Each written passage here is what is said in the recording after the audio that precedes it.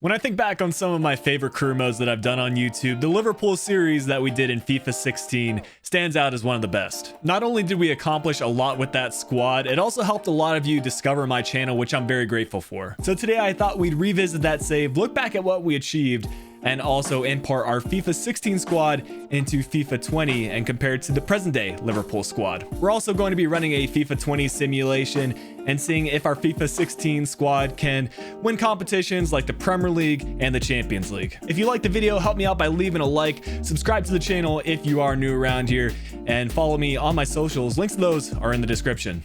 This Liverpool squad brings back so many memories. I specifically remember doing a combination of transfers, some that were realistic and some that were just ridiculous, and building this Liverpool squad into one of the best starting 11s in the world. And if we begin with our goalkeeper, I believe I made this signing before Karius even transferred to Liverpool. There were rumors, obviously, or maybe it was completed in the same summer, but we made him into an 88 overall goalkeeper. Player training was a thing in FIFA 16, and he already had pretty good potential regardless. Alaba was still playing left back in FIFA 16, and he was without doubt the best left back in the game. Just had the best combination of pace, passing, dribbling, and defending, and I think any career mode included him as a signing at some point in time, or at least that was your target left back in the day.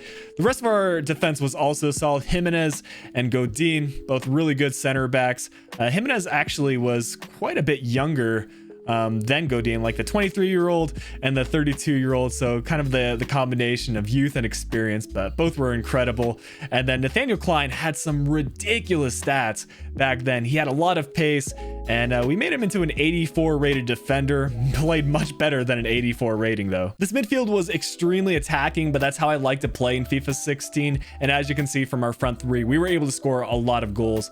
Unfortunately, Ozikup has dipped in potential since FIFA 16, but back in the day he could play anything. Center mid, center attack mid, center defense mid, 4-star weak foot, 4-star skills. Just incredible on the right side of our midfield. And then Emre Can was our more defensive midfielder. He was quick enough that he could track back, but also good enough technically that he could link up with the rest of our midfielders. And then Philippe Coutinho, 87 rated, center attacking mid. You just gotta love some of these stats. Only had 4-star skills back in the day, but that didn't matter. He was definitely one of the skillers on this team. And then moving into our attack, Marco Reus was listed as a left mid, but I think everybody played him as an attacker, had all the right stats, and I think for me, he was the perfect center attacking mid back in the day, and that's honestly what he plays now for most FIFA games like Ultimate Team and Career Mode. But look at those technical and skill attributes. They're so good, and he was a ridiculous goal scorer for us. We signed him in Season 1. He was the first signing we made, and he was well worth the hefty transfer fee. We also brought back Luis Suarez in Season 2, and he contributed a lot of goals. If you look at his stats, he was still fairly quick back in FIFA 16, and he had 4-star skill moves, which has now dropped to 3-star skills, which kind of takes him away as a viable striker for me. And then Lionel Messi we made as our marquee signing in Season 3. I didn't get on with him that well in FIFA 16.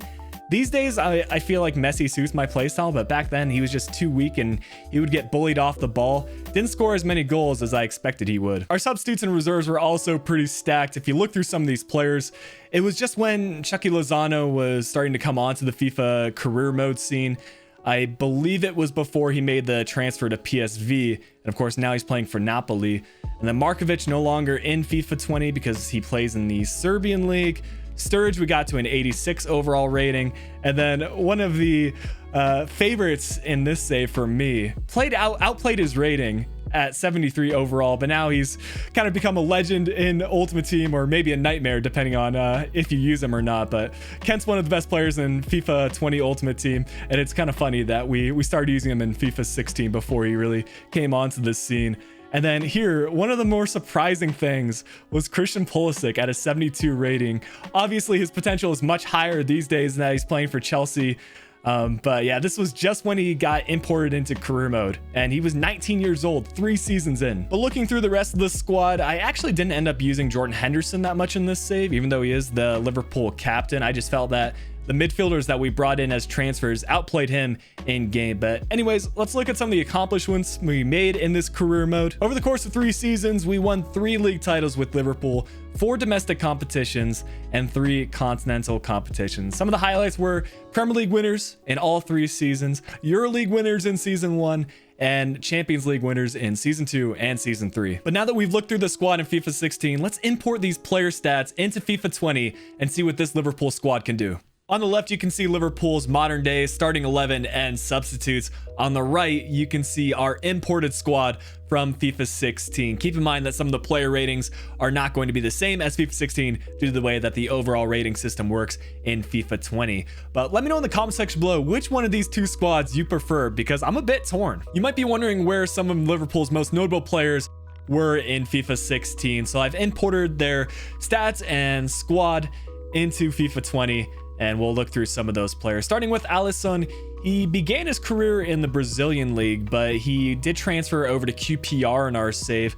Had a decent potential at 81 and probably could have gone a little bit higher, but definitely not the goalkeeper he is today. Virgil van Dijk is probably the biggest glow up, 82 rated in FIFA 16. Now one of the best center backs in the world, if not the best. Mo Salah's move to Roma is when he really started scoring goals and became one of the best attackers in world football. Of course, he's had an incredible couple of seasons at Liverpool since he moved there, but he had an all right rating in FIFA 16. Fabinho has one of the highest potentials of this bunch of players, but he was listed as a right back in FIFA 16, playing for Monaco. Of course, he could play center defensive mid, but he wasn't the midfielder that he is today. Andrew Robertson was playing left back for Hull City in the championship in FIFA 16. Had some decent stats, but he has also improved quite a bit in the last few years. Wijnaldum was playing for Newcastle in the Premier League, and since FIFA 16, he's shifted to more of a central midfielder role rather than playing as an outside midfielder. Finally, we have Roberto Firmino, who started our FIFA 16 save with us at Liverpool, but as we acquired some new attackers, we did transfer him over to Inter. An 85 overall rating is not bad, and very similar stats to how he plays in FIFA 20. Maybe the only thing that's missing is he only has 4-star skill moves instead of 5-star skills. Halfway through our simulation, and we currently sit top of the Premier League with 51 points, 3 points ahead of Manchester City. And our form hasn't been quite as good as 2019-2020 Liverpool, 17 wins and 3 losses, but hey, we're top of the Premier League, I'm not complaining. And so far so good in the Champions League. We went undefeated in the group stage, only conceding 1 goal, and we've been matched up against Lyon in the round of 16. The 2019-2020 Premier League season has come to an end. We'll scroll up in the league table, starting with the relegation zone. It was Crystal Palace, Aston Villa, and Norwich that were relegated. And now let's see if our name pops up here. So far so good. I anticipate us finishing at least top 4. Arsenal finishing in 5th. 4th place Manchester United. And now you can see the points are starting to get closer and closer together. How many points did we finish up with? Spurs in 3rd. So it's either going to be us or Manchester City that win the Premier League title. Manchester City finished in 2nd, which means we finished in 1st. We've doubled our point total or point lead over Manchester City. We were 3 points ahead at the January transfer window halfway through the season, and now we're 6 points ahead, finishing just shy of 100 points, 32 wins, 3 draws, and 3 losses. Now, what I'm really curious about is how we did in the Champions League. If we won that competition, as well as winning the Premier League, I would count this FIFA 16 squad as a success. So let's scroll over to the Champions League, see how we did, and we won over Bayern Munich in the final, 1-0. I believe we also played Bayern Munich in season 2 of the FIFA 16 career mode, and I think that was also a really close game. Scrolling through some of the other competitions, Manchester City beat us in the FA Community Shield. City also won the FA Cup final over us 2-1. Our luck in the final for domestic competitions was not great. Spurs beat us in the final of the Carabao Cup 1-0. We did, however, lift the UEFA Super Cup at the start of the season, winning 1-0 over Chelsea. And for those of you that are interested, Borussia Dortmund won the Europa League over Leverkusen in the final. We'll now have a look through the statistics to see which players contribute the most goals and assists across all competitions.